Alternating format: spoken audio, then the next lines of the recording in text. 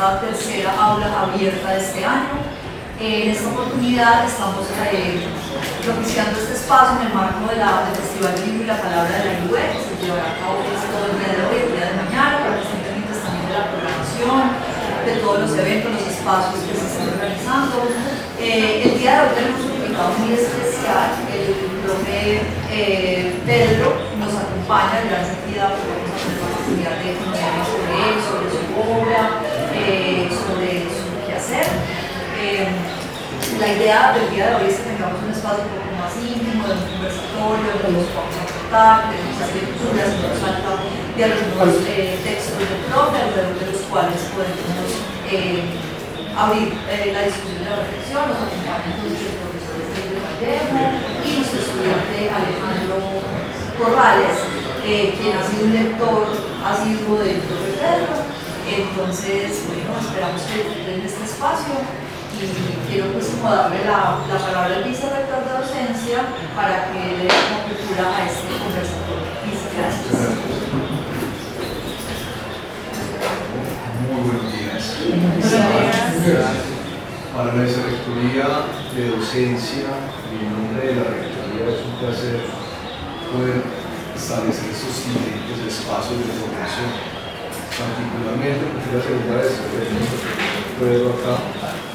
Estuvo en la segunda del año pasado, en su momento estábamos realizando unas revisiones que hacía con respecto a la literatura, la hermenéutica, si mi memoria no me falla, donde definitivamente aquellos que nos gustan las letras, pues nos apasionados con las fábricas.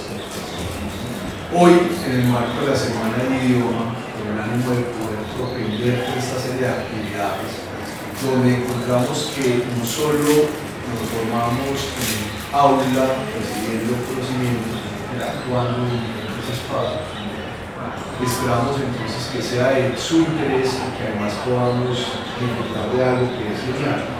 El compañero que es lector, nuestro invitado, yo creo que no hay nada más motivante en el momento con un lector que poder sentarse al lado de ese autor que le hace a uno preguntarse cosas diferentes, o cuyas respuestas a veces quedan inconclusas, pero siguen llevándolo a uno en intentar seguir pensando. Entonces un poco yo creo que pudiéramos ayudarnos de ese rol, empezar entonces a darnos la oportunidad de explorar y muy seguramente las respuestas podrán salir o no, pero lo importante es que sigamos una búsqueda. Y esto nos permitirá entonces seguir un proceso de formación que va a ser mucho más integral. Y se van a dar cuenta que en un momento estas lecturas son nuestros mejores amigos en momentos de sosiego o de felicidad. Entonces, sin más preámbulos, aprovechemos de nuestro invitado y muchas gracias por haber acercado a nosotros.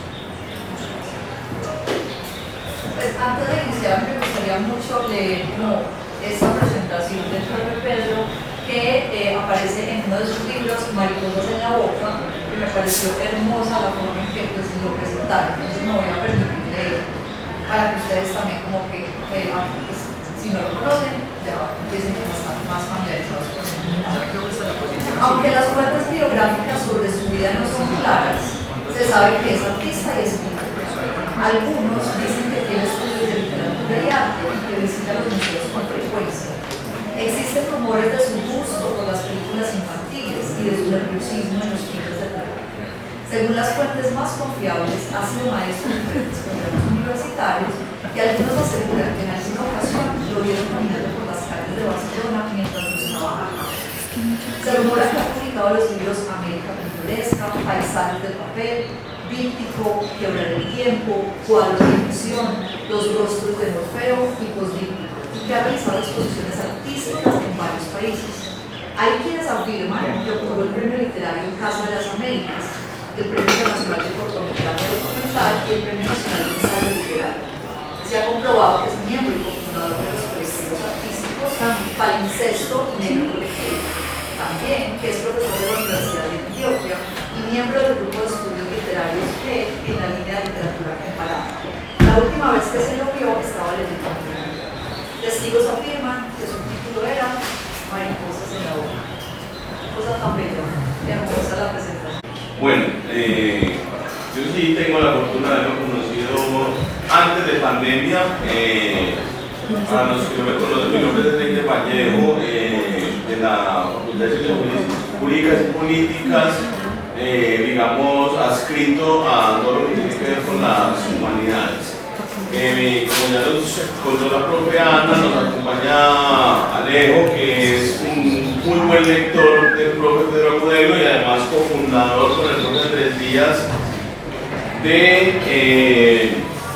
del club de lectura Lectores Ocupados, que funciona en el que nos reunimos más bien todos los martes a las 4 de la tarde en este espacio. Aprovecho la actividad.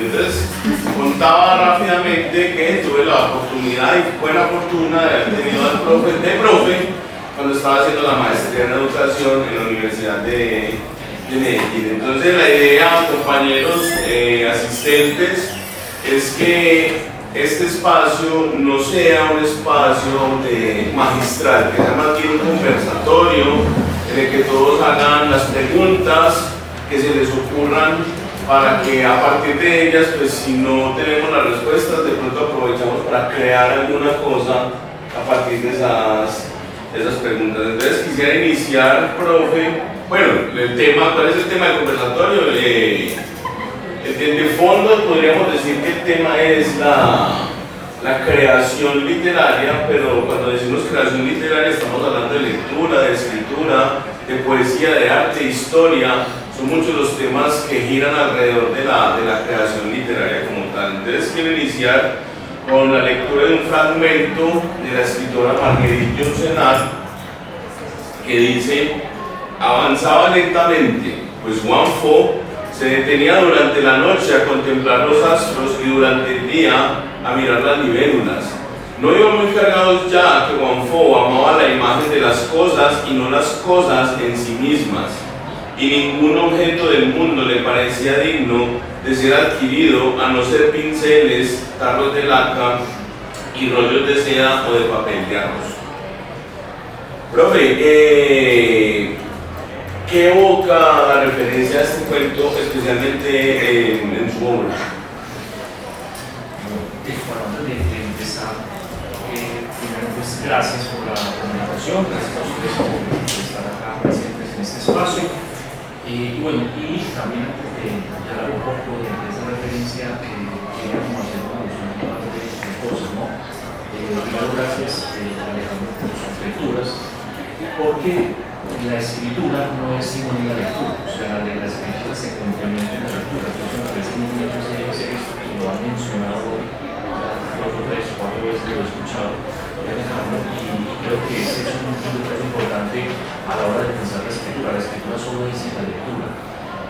Lo otro que quería mencionar es, ahorita conversamos un poco de eso, la referencia que hiciste a la pequeña nota biográfica en un libro, porque ahí aparece un elemento que es sumamente interesante, es lo que me acaba de leer Snyder, que es un juego, una palabra, y el juego poético en la palabra. El juego poético en la palabra no solamente crea belleza, sino que mejor también nos genera cierta picardía.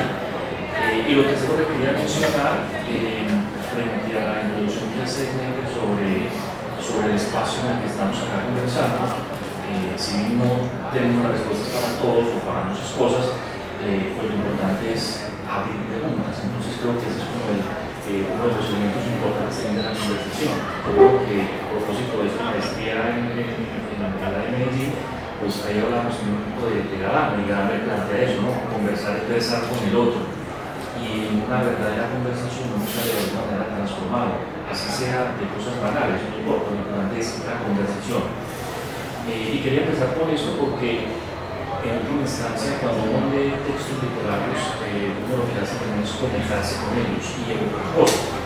Y este cuento se los recomiendo muchísimo, porque es uno de los cuentos más preciosos de la literatura, como se salvó Juan Fo, porque en ese cuento uno lee no solamente una historia, una narrativa, sino que lee un poema, es un gran poema extendido, porque la estructura del cuento, lo que plantea el cuento y la forma como lo desarrolla la autora es absolutamente poético, entonces es precioso. Y en eso que leíste hay una idea que para mí es algo fundamental, digamos, en la lectura y en la escritura, y es la presencia de la imagen. Ese personaje que es un pintor, un gran pintor, amaba la imagen de las cosas más que las cosas en sí mismas. Y a veces nos pasa eso en la vida, ¿no? A veces nos pasa con la ficción eso. Nos enamoramos más de las imágenes de las cosas que nos evocan otras cosas que las cosas mismas como tal. Entonces, creo que ese es un punto de partida hermoso para pensar también lo que es la lectura y la escritura. Y en mi caso, pues particularmente ese cuento ha sido una influencia importante desde lo conceptual y desde lo poético. Muchas gracias. Muchas gracias por leer.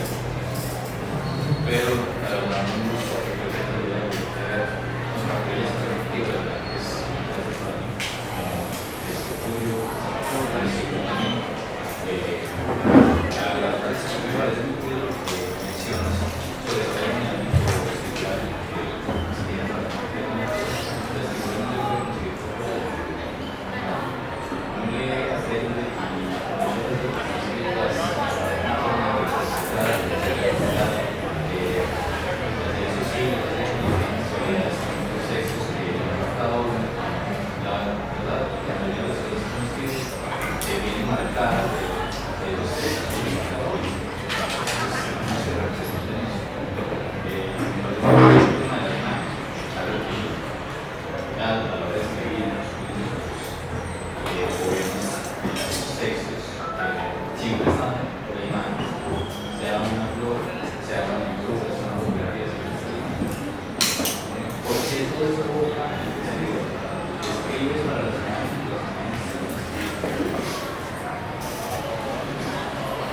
Bueno, es una pregunta muy interesante porque creo que en última instancia la imagen es un texto, ¿sí? En términos de escritura, pero si uno lo piensa un poco, digamos, en otros ámbitos, en ámbitos epistemológicos o filosóficos, la imagen es un poco más que eso. De hecho, ahorita justamente venía leyendo unas teorías sobre la antropología de la imagen que están planteando una idea muy interesante sobre la imagen. La imagen que nosotros miramos también nos mira. Entonces, por ahí estaba leyendo algunos ejemplos de imágenes que se descontextualizan en algunos ámbitos, en algunos espacios. Por ejemplo, en documentales. Por ahí estuve observando unas imágenes de un personaje, un señor que aparece con las manos extendidas como pidiendo un plato algo. Es una imagen tomada por acá cuando empieza la dictadura de Franco. Esa imagen la utilizaron inicialmente para mostrar cómo se llevó a esa ciudad, que se nos escapa el nombre en este momento, llega a esa ciudad a dar pan a la gente, y él está ahí recibiendo un pan. Pero luego, muchos años después, utilizan esa misma imagen para hacer una apuesta discursiva totalmente opuesta. Entonces la imagen termina estando descontextualizada. Pero un detalle bonito de la imagen es que cuando uno observa a ese personaje está mirando a quien lo está observando, quien está fijando la cámara, el objetivo de la cámara sobre él. Entonces, a partir de ahí aparece ese concepto, ¿no? Que es bien interesante, la imagen nos mira. En el caso de la literatura, la imagen también nos mira, no solamente evoca. O sea, un poco desde el punto de vista hermenéutico, la imagen evoca cosas, ¿vale? O sea, la imagen evoca, convoca. Pero también la imagen es pretexto ¿sí? para ir más allá en muchos espacios, en muchos ámbitos, por ejemplo, de la poesía. En las últimas décadas, por ejemplo, si observamos, hay mucha literatura que trae como pretexto imágenes para hacer relatos, narraciones. Hay muchas novelas, por ejemplo, La Musa del Pintor, que es una novela relativamente reciente, desde la última época, donde se toman unas pinturas para construir todo un entramado judicial. El mismo Ernesto Sala, por ejemplo, que es una famosísima novela de Túnez, aparece una imagen como pretexto. Ese sí que es un buen ejemplo, es un pretexto, es una imagen imaginaria, una pintura llamada maternidad. Y a partir de ese pretexto empieza todo el relato. Entonces ahí la imagen es un pretexto para la escritura. Para mí es eso, es un pretexto, pero es más que eso también, es la posibilidad de crear otras imágenes, una imagen que te permite crear otros espacios para la imaginación. Entonces, la imagen sí me parece como un elemento importante. Podría agregar como que en términos biográficos, en términos de la historia de vida, Lidia ha estado atravesada por imágenes. Y les podría contar como algunas anécdotas de eso. Ha estado atravesada por imágenes desde que estaba chico, ¿no? Porque inicialmente un poco mi interés eran las artes plásticas visuales antes que la literatura.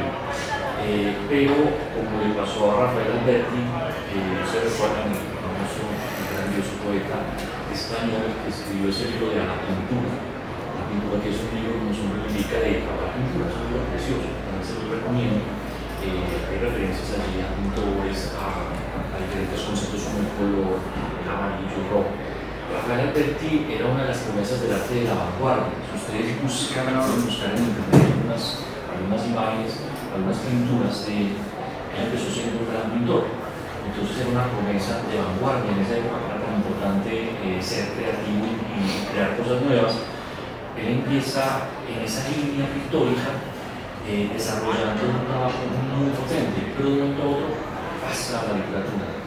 Y uno no sabe si lamentar eso, digamos, los artistas a lo mejor lo lamentarían, pero a quienes nos gusta la literatura lo celebramos. Es maravilloso que haya sucedido eso porque es un gran poeta. Entonces pasa a la literatura y lo que él hacía en la pintura lo dio palabra, pero en esa palabra hay imagen. La imagen sigue estando entre las palabras, entonces él navegó siempre entre la imagen y la palabra.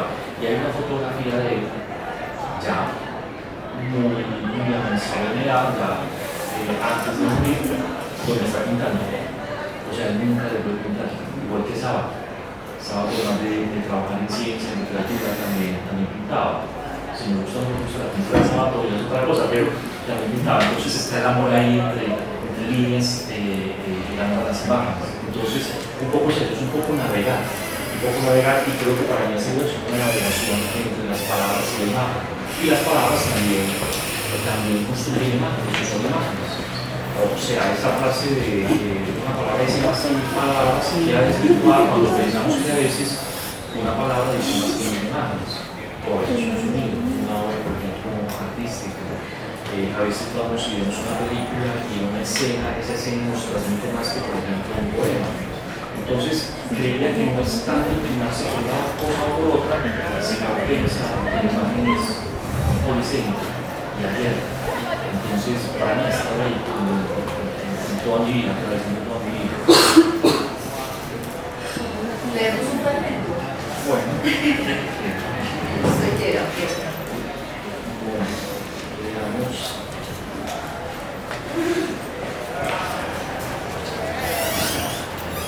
Voy a empezar por un libro, por una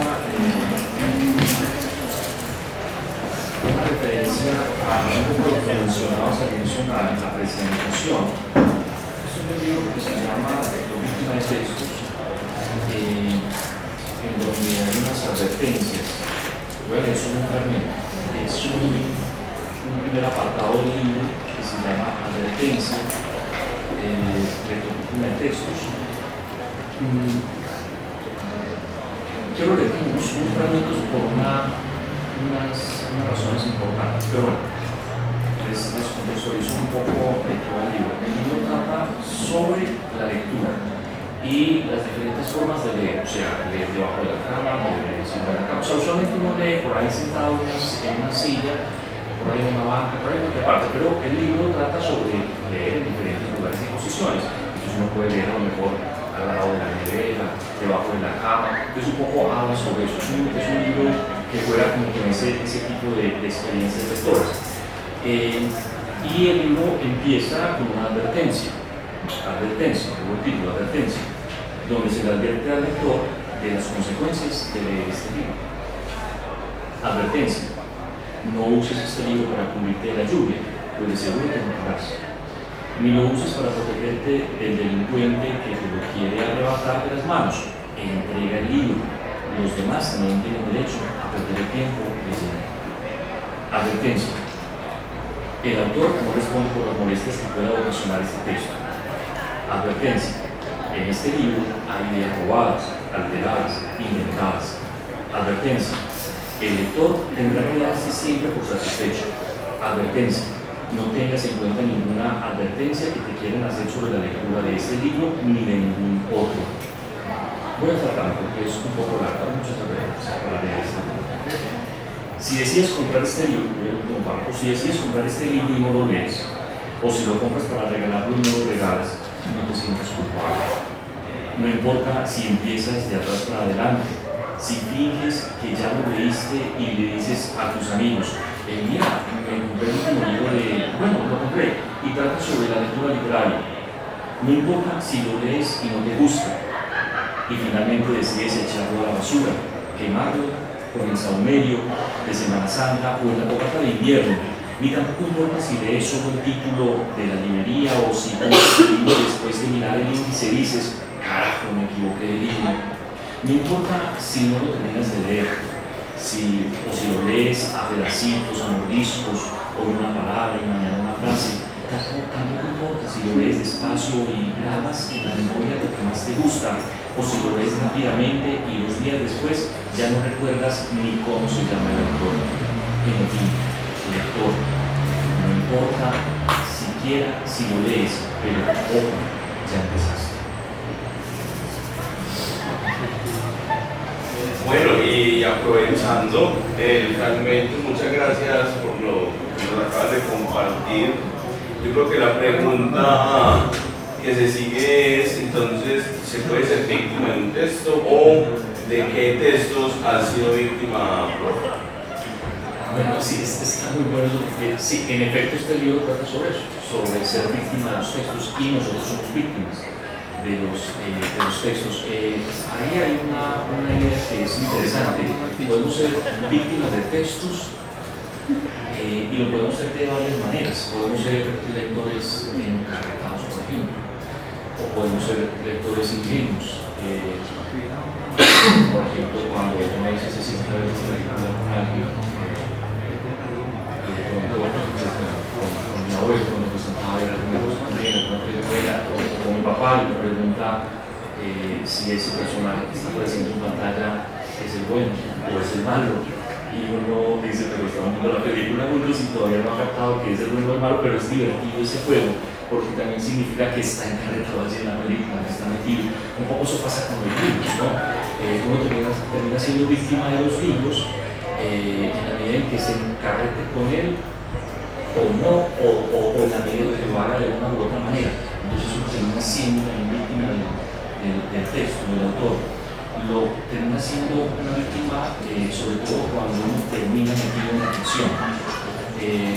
Poco en el sentido que lo plantea, por ejemplo, Humberto Eco, porque a veces uno lee novelas como si eso que lee en la novela fuera la vida de uno. Como esa pasada, uno lee una novela y se encarretado uno. Buscándose ahí, buscándose, ¿dónde estoy? Exacto, uno logra esa identificación. Ahí uno es una víctima completa, es una víctima total del texto. Entonces, ese creo que es uno de los elementos más bonitos de la lectura, del acto de leer. Para mí, la lectura es un acontecimiento, un acto performativo.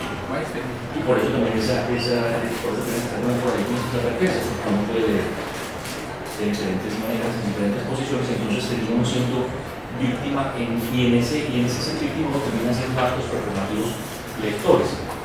Y en efecto, yo he sido víctima de muchos textos. Y uno de los que más he sido, digamos, fiel es justamente de ese con el que empezamos, de cómo se salvó Juan, ese punto maravilloso. En sí ese es un texto que me ha marcado mucho, pero por ejemplo en narrativa hay una novela que la menciono mucho porque me parece absolutamente maravillosa y que recoge de una forma muy poética unos asuntos históricos, ¿no? Que es la selva de la memoria, que es de Roberto Bustamante, escritor colombiano. Esa novela es absolutamente fascinante, estuvo nominada al premio Rómulo Gallegos. En el mismo año en el que estuvo nominada y terminó ganando El País de la Canela de William Ospina, también por asuntos políticos, porque a veces se manejan por asuntos políticos, y ambas novelas maravillosas pero para mí la Ceiba no es una novela absolutamente poética. O sea, construye imágenes, crea imágenes, para hablarnos de una cosa terrible, que es el tema de la esclavitud y de todo lo que pasó, ¿no? en esa época. Entonces él crea capas así de voces. Es una novela absolutamente polifónica, aparecen muchas voces de personajes que se van interpretando en tres tiempos. Entonces es una novela de una complejidad, pero que termina creando unas imágenes absolutamente poéticas y maravillosas a partir de la palabra. Entonces, fui víctima de esa novela. He sido víctima varias veces de Quijote, he sido víctima varias veces de Cien años de soledad. Y así, ¿no? O sea, digamos que uno termina siendo víctima de los textos literarios. A veces, y esto ocurre tal vez con menor frecuencia, uno termina siendo víctima de textos académicos. ¿Sí?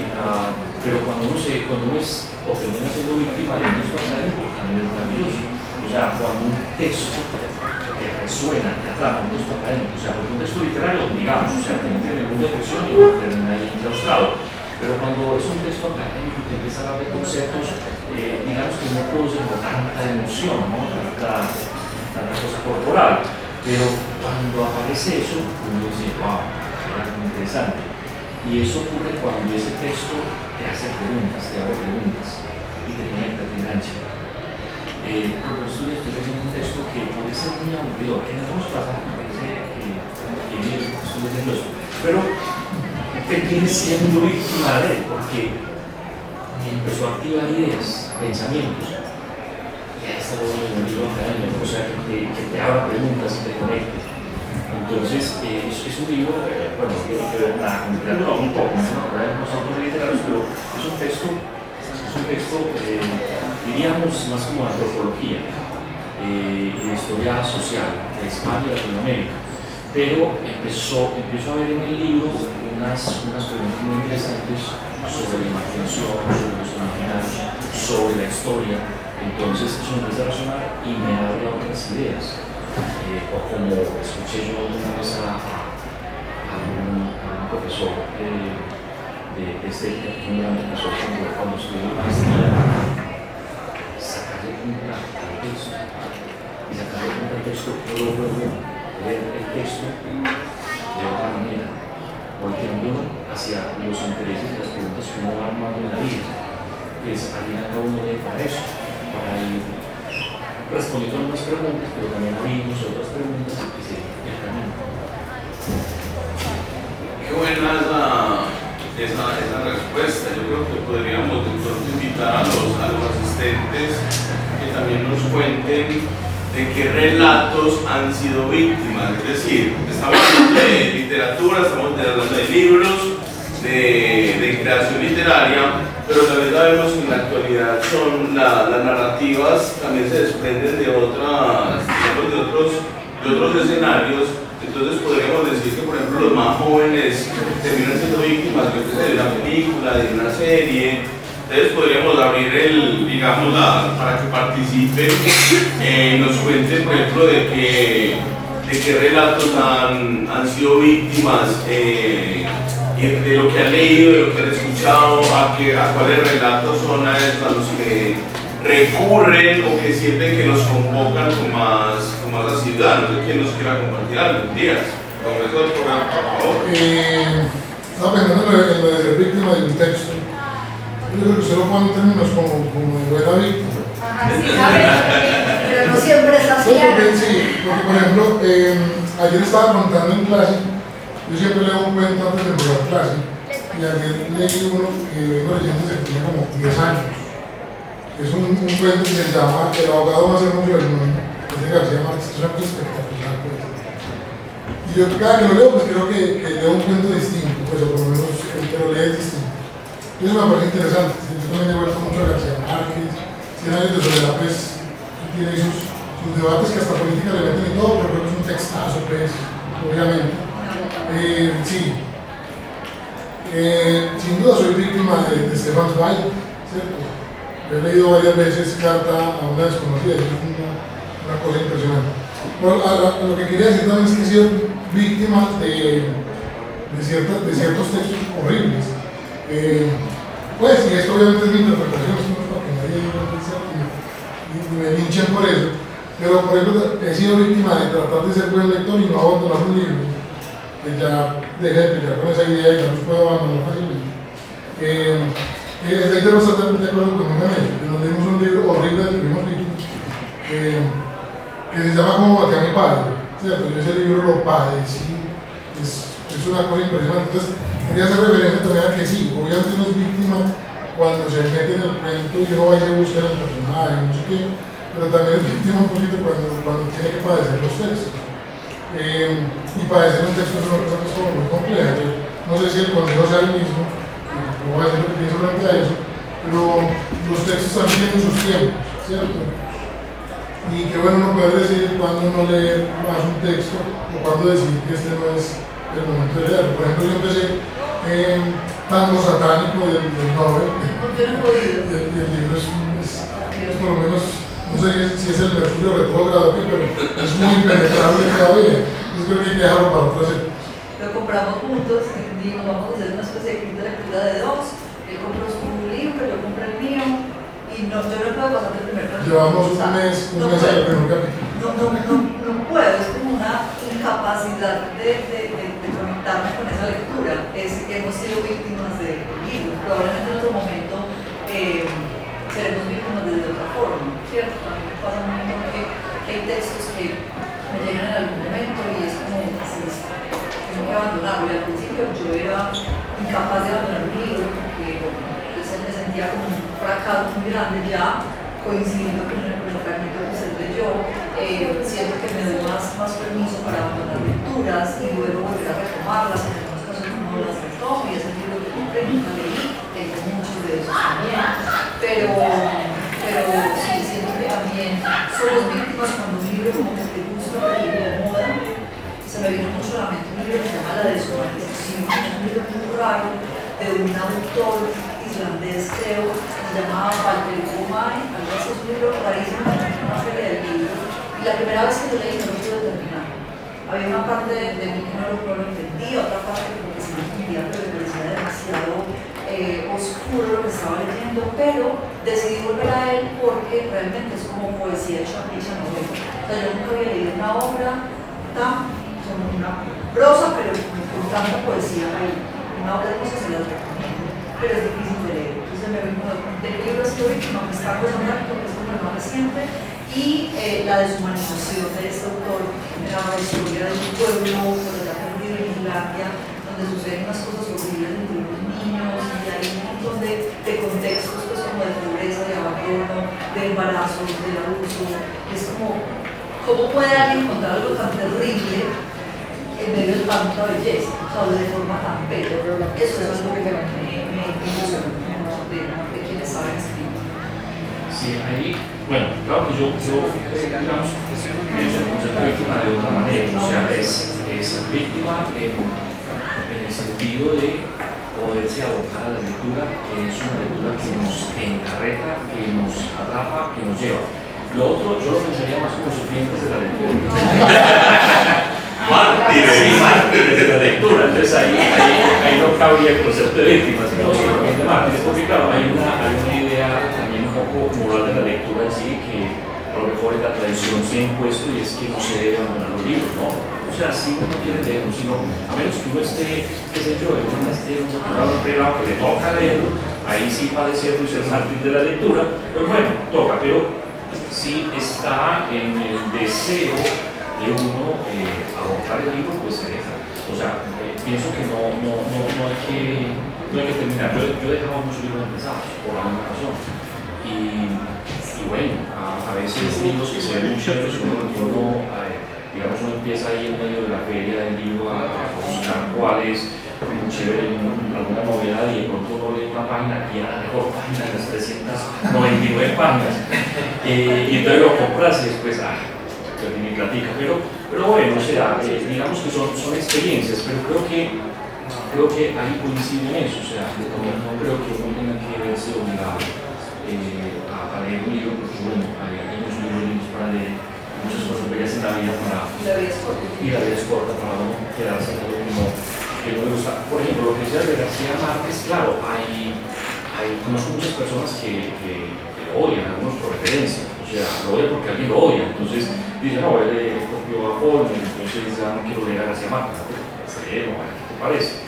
Pero digo lo siguiente, o sea, si en ese caso realmente estás enfrentado a la lectura y no te atrae, bueno, García Márquez no es para todo el mundo. A mí particularmente me parece fantástico, ¿no? Es una solución muy maravillosa, donde no me conoce, donde me Borges, pero gente, por ejemplo, que no llega a Borges porque me parece terrible, porque me parece muy metafísico, porque me parece muy filosófico, en fin. O sea, digamos que tiene que ver con los gustos de la lectura. Entonces, ser víctima del texto es también eso, es abocarse a unos gustos.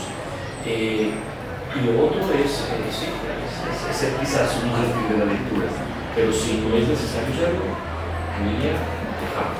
De hecho, eso lo han trabajado mucho los teólogos de la lectura en las últimas décadas. No es necesario terminar un libro si el libro no te convoca.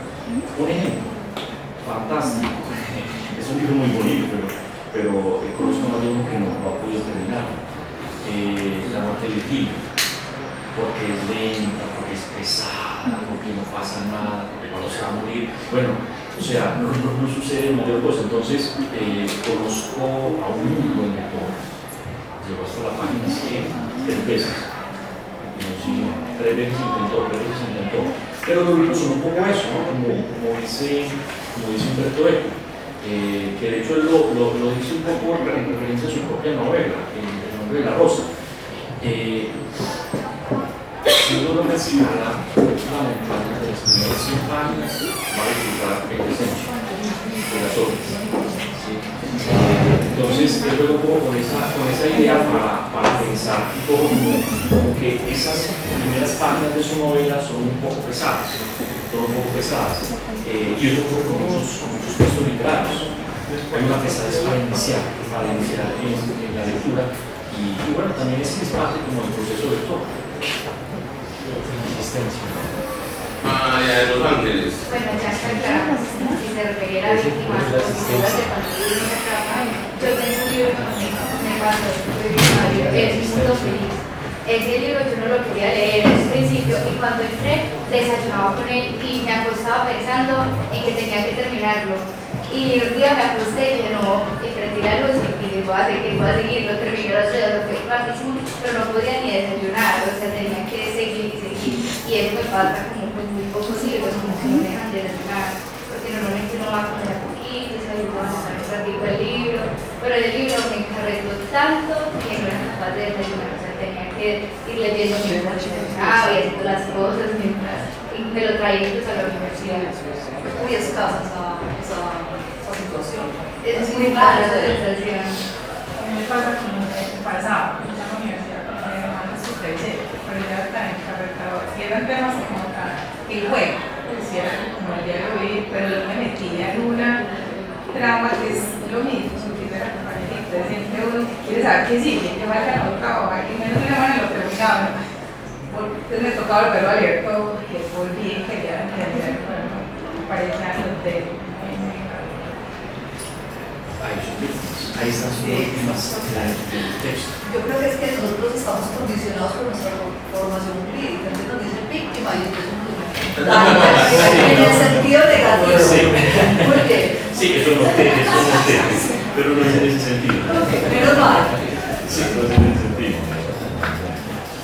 Las mujeres juegan con su belleza como los niños con un cuchillo y se cortan. Yo soy víctima de los literarios. Sobre todo que gracias a ese ser víctima de esta gran obra de la literatura francesa, yo digo que salí vivo del ejército, porque un amigo, el profesor Juan Gilberto, me lo llevó y me dijo, vea, no hay nada que hacer, vamos a leer. Claro, se me dan de libro, un texto de clase, pero apenas fue todo el servicio militar para leer la obra y después volví sobre ella una y otra vez, terminé haciendo mi monografía sobre los miserables. Entonces yo creo que sí soy víctima, pero una víctima que se siente muy complacida de serlo cuando abordo el texto, porque es un texto al que vuelvo mucho. Pero estaba aquí pensando, profes, nosotros que hemos trabajado, por ejemplo, de una manera muy cercana a la propia Ivana con el tema de conflicto y ocupadas y todo esto, nosotros somos víctimas de Hernando Telles. O sea, nosotros leemos una y otra vez cenizas para el viento, cuentos como Lección de Domingo, Espuma y nada más, el de Diomedes, el regalo, que uno todavía siente que se quiebra cuando está leyendo el cuento. Entonces yo creo que hay nada más que mencionar de que somos víctimas también no dejan de ser buenas recomendaciones. Bueno, dale.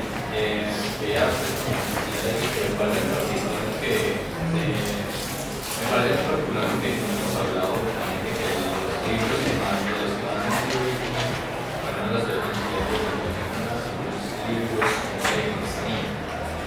libros que se le quedan a los pegados. Entonces, no crece, busca libros en conformidades.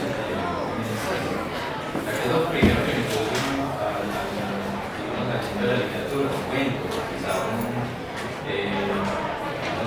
una fábula.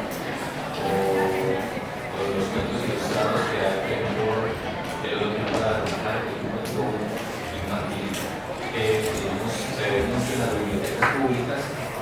Uno dice, ¿por qué no hablamos también de esos libros? No hablamos de el club, que lo hacen crecer y decir que lo hacen leer.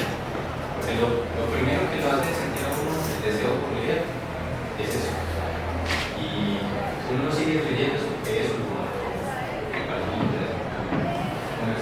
cuáles son los cuentos que uno le va a leer o cuáles son los cuentos que cuáles son las historias que marcaron a uno en la cultura que hacen que un lado diga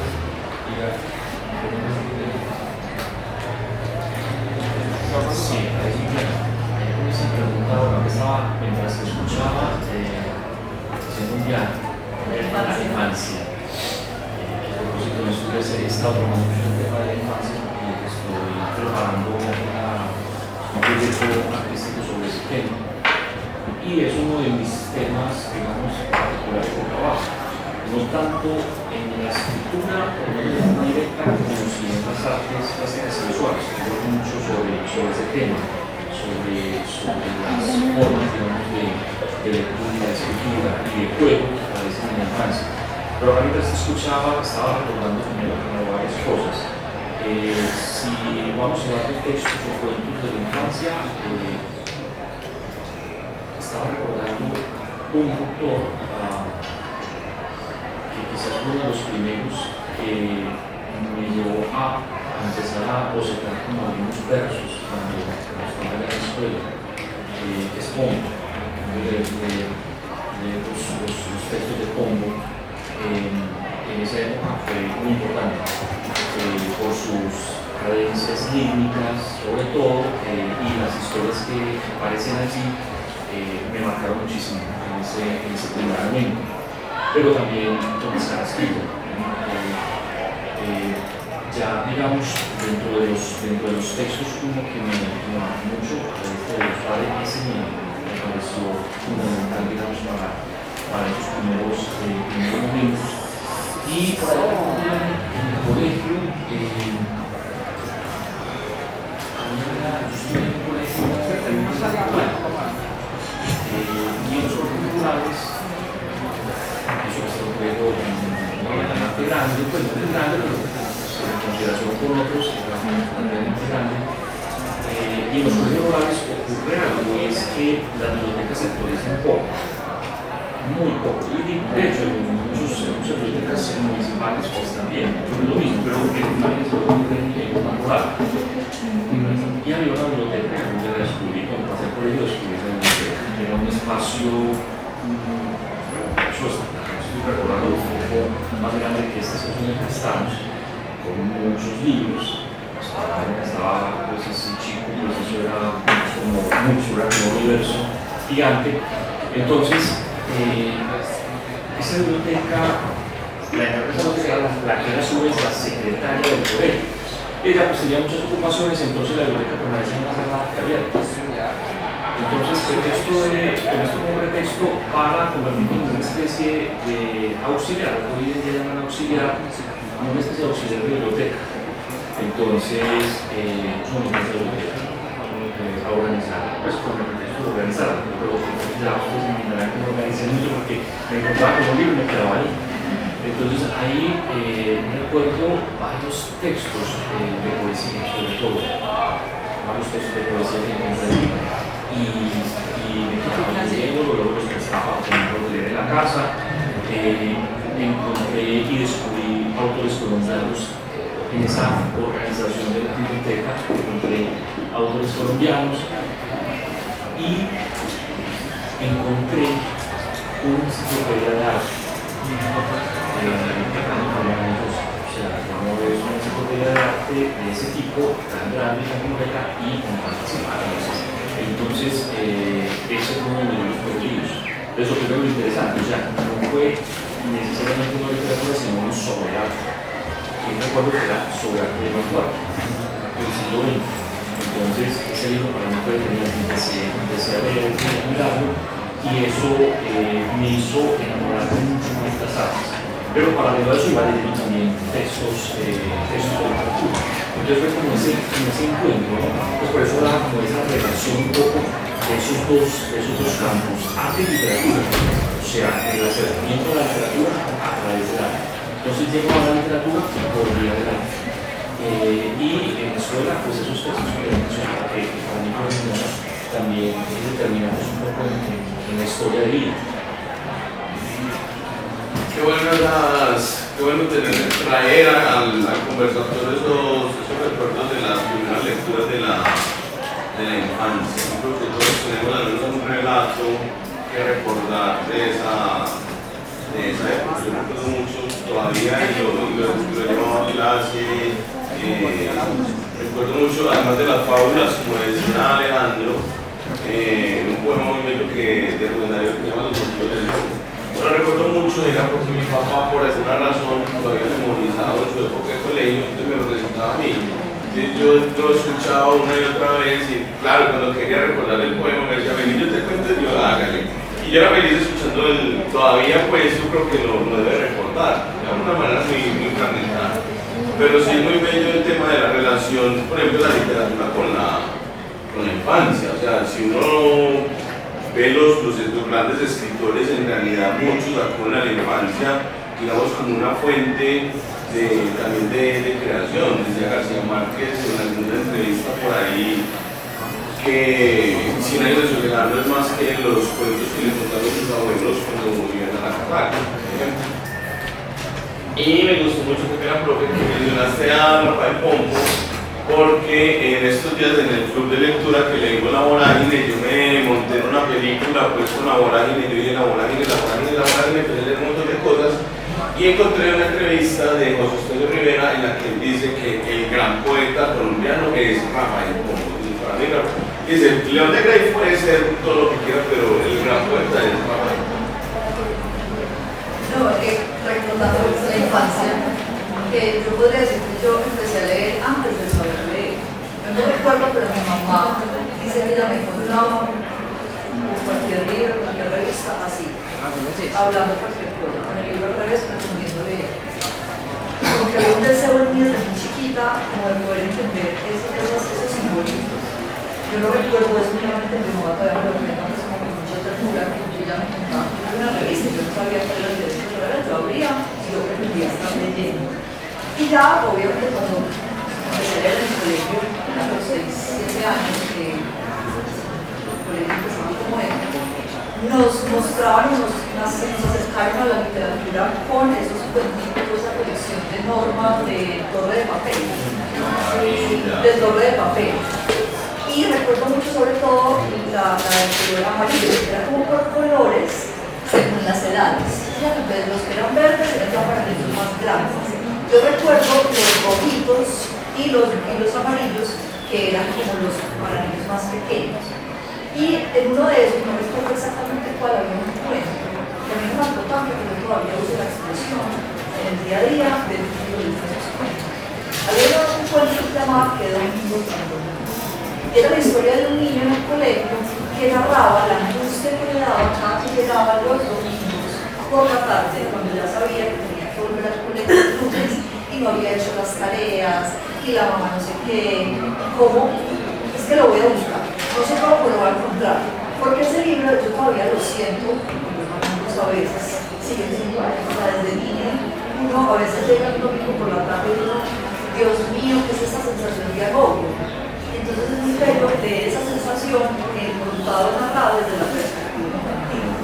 Entonces ese cuento se llama ¿Qué domingo tanto domingo? Y a veces cuando yo estoy en esa misma situación, digo, ay no, ¿qué domingo tanto domingo? Entonces recordé eso, porque me parece muy bello esa reflexión de papel.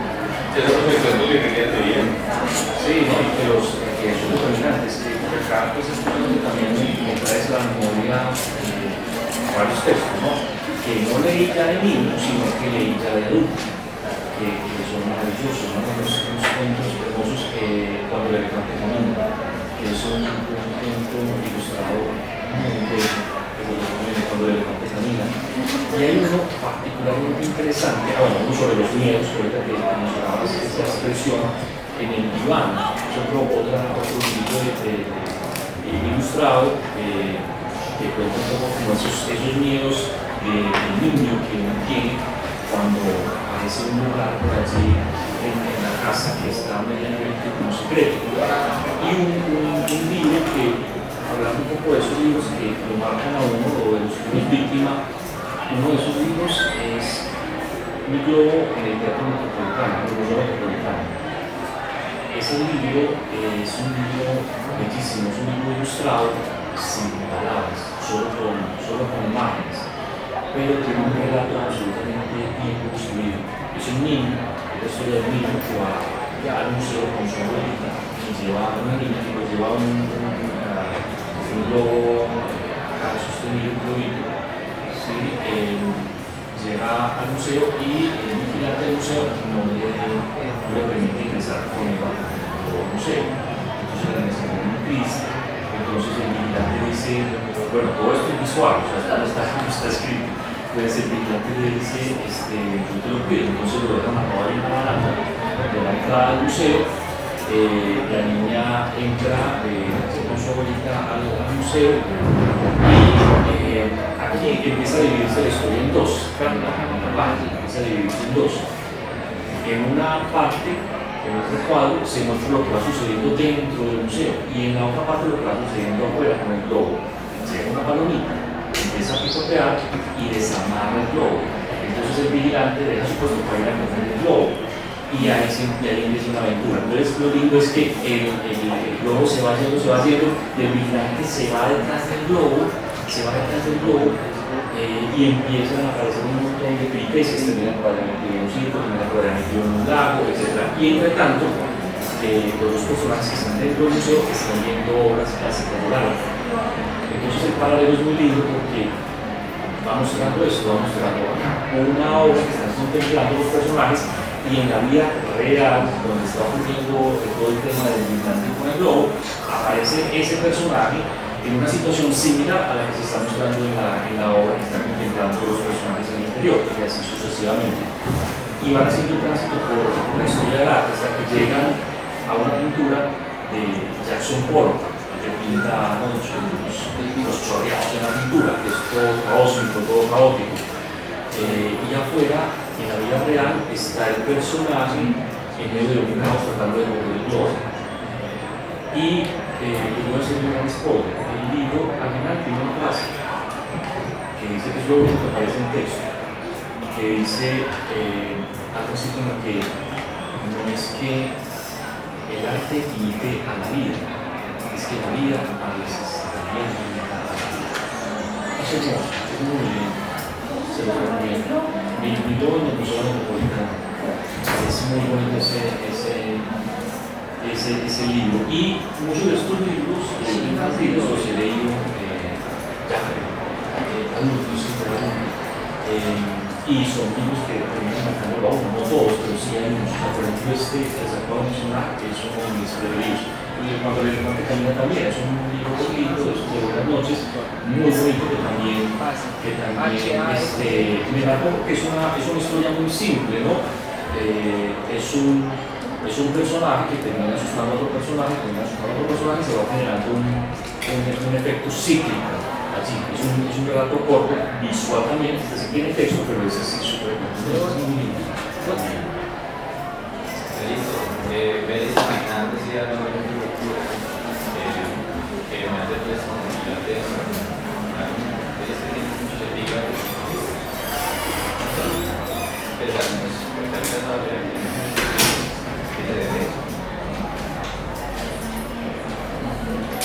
Sí, entonces, para mí escribir es jugar. Entonces, si lo pensamos en el plano de la escritura, escribir es jugar de alguna manera con el lector. Un poco como lo hace Cortázar, ¿no? Por ejemplo, la más conocida, ¿no? Rayuela. Entonces, Cortázar plantea el juego, ¿no? Y el juego es, lea la novela de forma lineal o leala siguiendo el mapa. Sí, entonces está chévere uno pensarlo de esa manera, pero detrás de eso hay un juego. O sea, escribir es un juego para el escritor, y qué bueno que lo sea, y leer también es un juego para el lector. Entonces, si se plantea, creo que Cortázar es uno de los que más, bueno, hay muchos escritores franceses que también lo hacen, hay unas experimentaciones muy interesantes, y hoy día, por ejemplo, en la escritura argentina también, bueno, sí, lo recuerdo de David Nazi, que es un gran experimentador también de la escritura, pero Cortázar creo que es uno de los grandes que jugó mucho con eso, con esa idea de lo único en la escritura. Ese es uno de los autores que me han marcado, pero en términos del oficio de escribir, del oficio de la escritura como juego, como lúdico. Y este libro que mencionaba al inicio es un poco también eso, ¿no? Es un homenaje a Cortázar, pero es un homenaje también a Cortázar en algún pasaje, porque es un reloj inspirador para pensar un poco la lectura como juego y la escritura como juego. Entonces,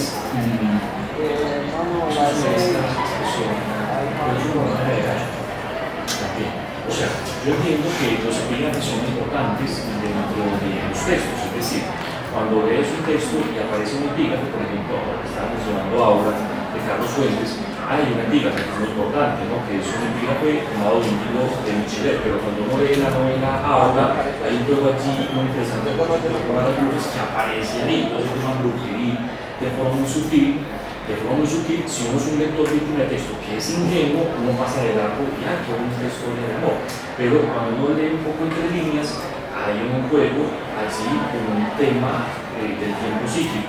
Entonces aparece todo el tema de pero si uno lee un poco más entre líneas, encuentra que una crítica de Carlos Fuentes a ese traslado que hay entre la modernidad y las casas de colonia, que es lo que ocurre cuando Felipe, el personaje de ahora, llega allí a la calle de Donceles y de pronto llega y es la única casa que hay así, antigua, vieja, pero al frente hay unos edificios que se están construyendo y están generando zona, como por acá en Medellín, y acá en Envigado y toda la zona de los edificios nuevos que van un poco trasladándose sobre las casas antiguas. Entonces, ese juego de la modernidad lo iba a aparecer ahí.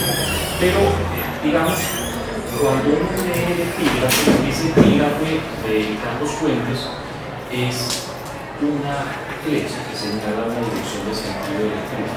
Pero los epígrafes son eso. O sea, los epígrafes, digamos, teóricamente, un epígrafe hace parte de lo que son los paratextos del marco de la obra literaria, o sea, que marcan la obra de alguna manera. Sí, igual que el título, igual que las dedicatorias, otros elementos, la introducción, el coro, en fin. Pero el epígrafe es igualmente una flecha que señala una dirección. Esa dirección que está señalando es una dirección de sentido. Eso es muy bonito, esa palabra de sentido, porque el sentido es dirección.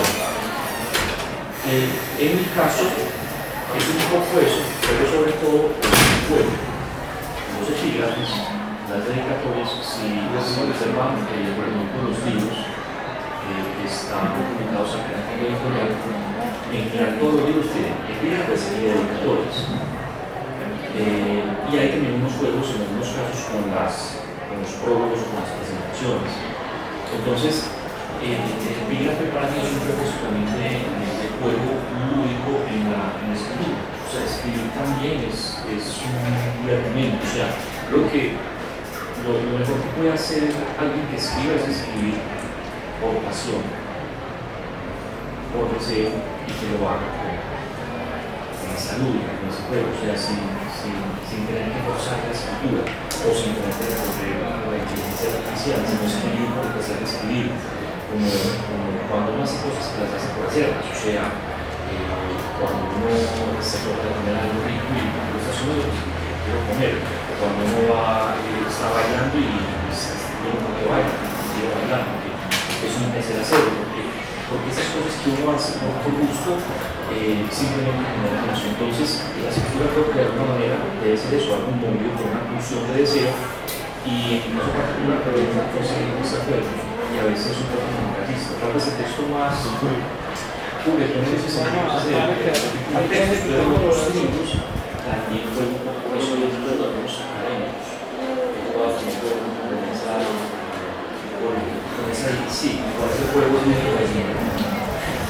Las bibliotecas presentan como una forma de intertextualidad de la literatura, ¿cierto? Como yo construyo un texto, pero también lo construyo uno desde cero, yo soy lo que estoy diciendo. Entonces, como traer no solo la cita o la referencia para darle sentido a la lectura, como marcarlo, es como una forma de intertextualidad en la literatura, pero se me ocurre que no deberían estar. Sí, es que la escritura finalmente es una capa, o sea, no, digamos, uno lo piensa en términos de la teoría literaria, que es lo que mencionaba aquí, ¿no? O sea, los textos siempre hablan de otros textos. Uno cuando habla, uno habla solo de lo que uno sabe o se construye, sino que uno está hablando a través de unas palabras que vienen de otros, o sea, somos de alguna manera, o nuestras palabras son de una manera, y evocaciones y invocaciones de otros, no está construido por otros. Esta no es lo que decía Borges, ¿no? Borges decía eso, la literatura de la literatura. Profe, ahora que están mencionando el tema, y es algo que incluso a los que de pronto todavía no se han acercado a los libros o a ciertas narrativas, de pronto nos podría servir a todos. Y es algo que a mí me llama mucho la atención, y es, por ejemplo, son los hipertextos, ¿cierto? O sea, los textos que se construyen basados en otros textos, que es también digamos, un juego a la hora de escribir, pero que también da cuenta de cómo abordamos ciertas historias. Entonces, hay un ejemplo que yo suelo poner, y es el de Thomas Mann en José y sus hermanos. Que lo que hace es tomar unos apartados de la Biblia, del rey José, de los sueños, de todo el sentimiento de José, no el de la Virgen María, y Thomas Mann convierte esos pasajes bíblicos en una novela. Es una novela fantástica, o sea, la manera como lo hace.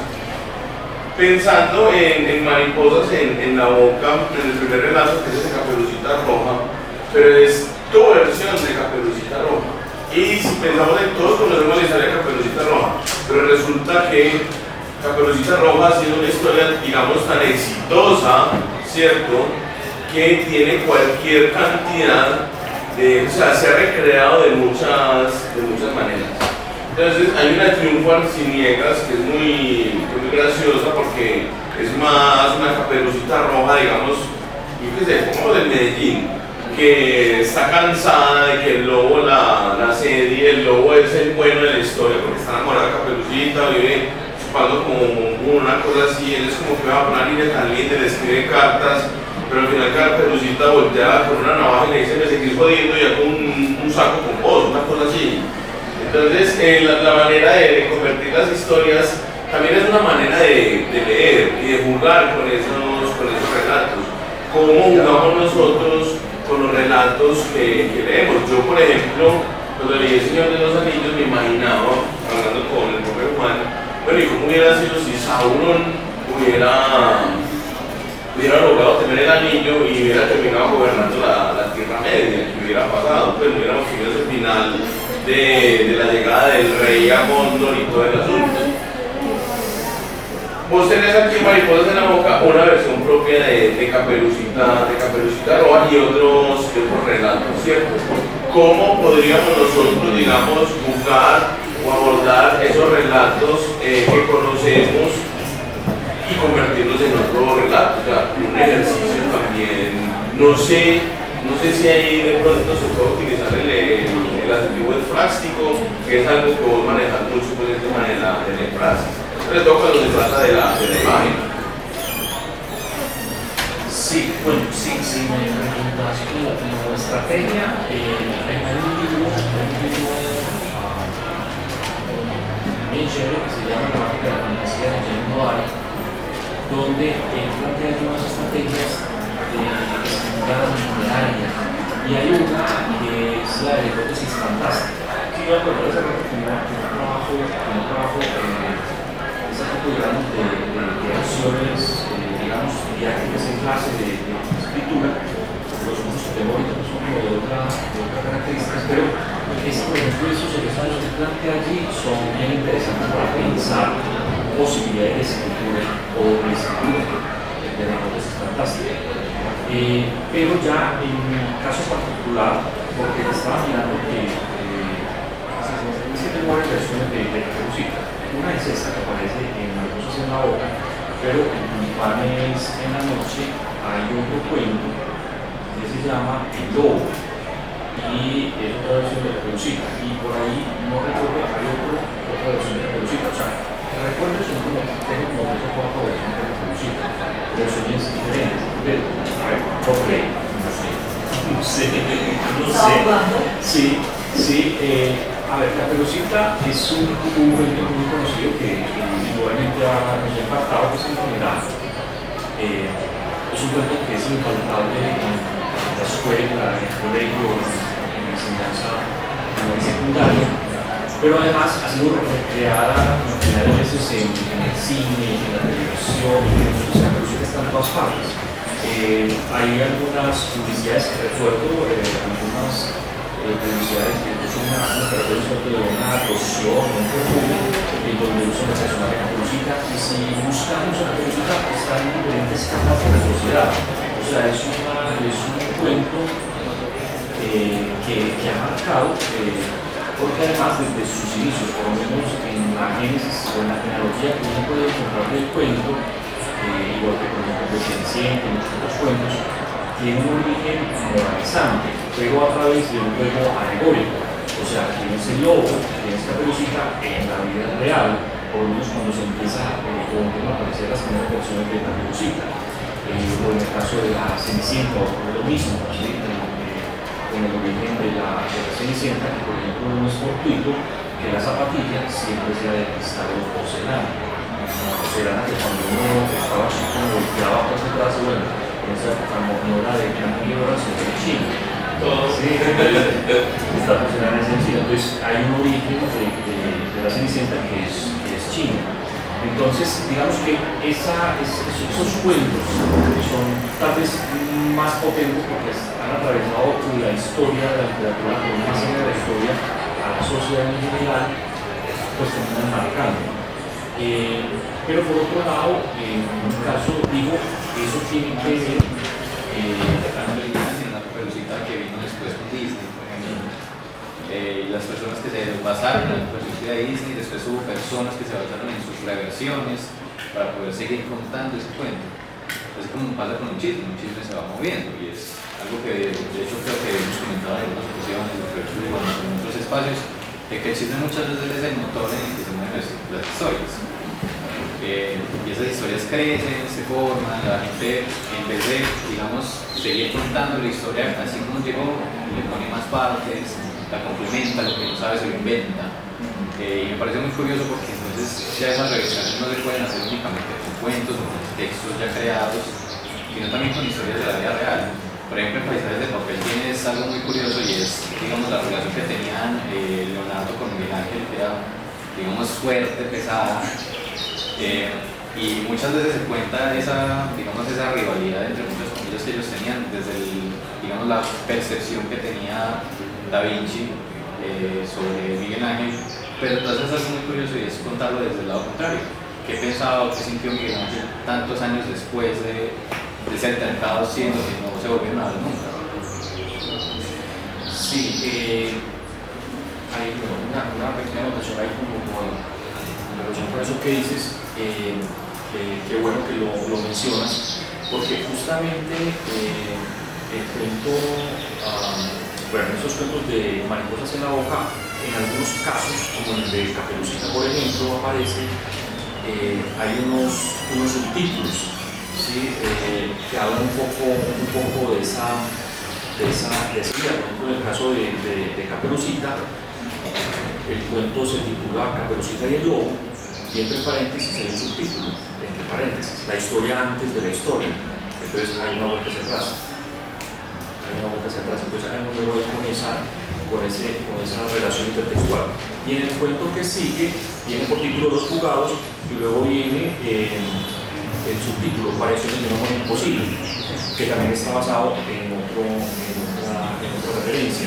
En el caso del libro dedicado a Leonardo, Paisajes de Papel, que es un libro que surge no solamente por mi interés y por mi amor al trabajo y a la vida y a la obra de Leonardo da Vinci, sino también a lo que empieza a tenerse en términos de la historia del arte allí. Entonces, ese pasaje que mencionas me dio pie para escribir estos dos relatos. Un relato que está pensado en tercera persona, que es el de Leonardo, o sea, hay un narrador externo que está contando la historia de Leonardo, un narrador externo, y empieza a contar un poco y acercándose un poco a sus sentimientos, a sus afectos, pero también a lo que observa de Leonardo, a lo que está viendo allí. Pero en el caso del otro cuento, que es La agonía y el éxtasis, aparece otro tipo de narrador que empieza a jugar con las afecciones de Miguel Ángel, porque además Miguel Ángel era un personaje muy racional, ¿sí? En todo lo que hacía y cómo lo hacía. Y uno de los puntos de encuentro en esos dos relatos fue justamente eso, que ellos en la vida real tuvieron un altercado en una taberna. Entran aquí a la taberna, tienen un altercado. Entonces lo que conectan los dos relatos es justamente eso. En el primer cuento contado un poco desde la visión de Leonardo, y en el segundo cuento contado desde la versión de Miguel Ángel. ¿A quién creerle? Bueno, no sabemos a quién creerle, pero es un poco jugando como con ese aspecto, digamos, de verosimilitud también, digamos, dentro del relato. Entonces es un juego que me gusta, digamos, en varios de los textos, y en este creo que es muy patente allí ese juego. Bueno, profe,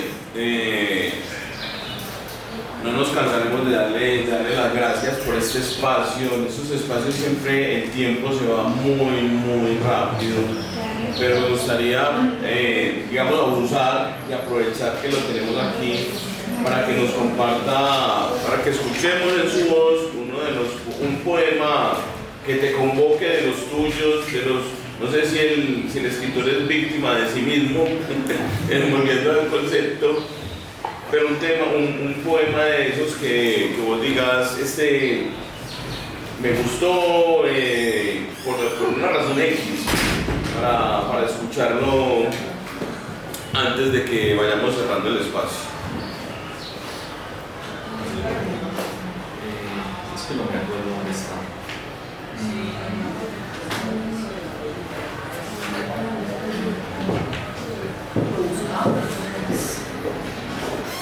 Bueno, ya. Sí. Bueno, este libro de Díptico es un libro que está, bueno, mientras lo encuentro lo voy montando. Creo que no lo voy a encontrar. Creo que está en los, voy a mirar los dos. Este libro bueno, no me trae la frase. Este libro de Post-it está planteado de la siguiente manera. Ustedes saben que en pintura hay bueno, se usó mucho en el Renacimiento esa forma de hacer obras en dos o en tres paneles, díptico o tríptico. Por ejemplo, el Jardín de las Delicias es un tríptico absolutamente bellísimo. Entonces, este libro está pensado de esa manera, por eso se llama díptico y post-díptico. Está dividido en dos partes, pero tiene más partes si pensamos en los parámetros de lo que vamos ahora. En la primera parte está dedicado a imágenes de obras artísticas, ¿sí? Y la segunda parte está dedicada a los artistas. Lo particular es esto, que solo tiene una fecha en el caso del artista, por ejemplo, Paul Gauguin, 8 de mayo de 1903. La fecha que aparece es la fecha de muerte. Entonces, digamos que lo que aparece en la segunda parte es un homenaje a ese artista que ya murió. Entonces es una referencia también a la muerte. Y eso tiene que ver con otra historia, pero no tenemos tiempo ya de hacerlo en otra ocasión. Pero este libro está dedicado, sí, a los artistas, a sus obras, pero es un libro sobre la muerte. Pero les voy a leer un poema que no es sobre la muerte, es algo lindo. Es un poema que se llama Mujeres corriendo en la playa, en 1922. Hago esta pequeña cuña, no, la voy a hacer después. Escuchémoslo y luego les cuento. Mujeres corriendo en la playa. Ellas corren sin prisa para alcanzar el vino. Las nubes huyen en dirección contraria. Un azul cobalto, un azul violáceo, un azul profundo las devora con lentitud pasmosa.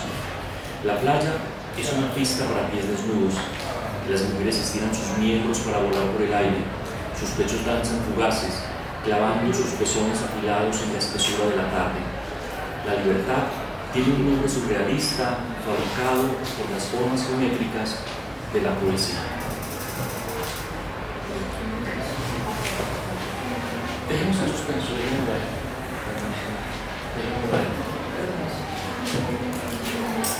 Muchas gracias, profe. Alejo, profe. ¿Alguien tiene algún comentario, pregunta que quiera hacerle? ¿Alguna percepción, alguna pregunta que le quieran hacer al profe? ¿Algún libro que quieran comprar? Acá están todos los que el profe ha podido publicar con nuestro fondo editorial. Pueden acercarse, mirarlos, comprarlos. Si no hay más comentarios ni sugerencias ni nada, les agradezco mucho el tiempo, la disposición, haber acompañado este espacio. Nos vemos dentro de un mes en la próxima aula. Muchas gracias. Muchas gracias.